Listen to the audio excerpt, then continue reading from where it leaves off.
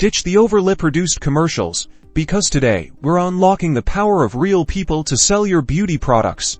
First, identify your ideal customer. Who are they? What are their pain points?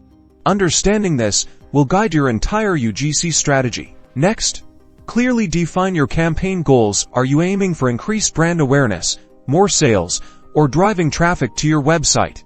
This focus ensures your UGC ads deliver tangible results. Now, let's talk content.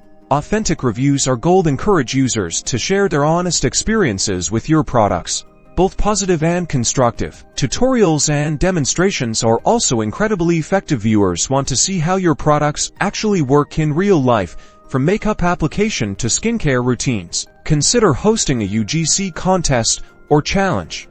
Offer incentives like free products or discounts to encourage participation and generate a buzz around your brand. Promote.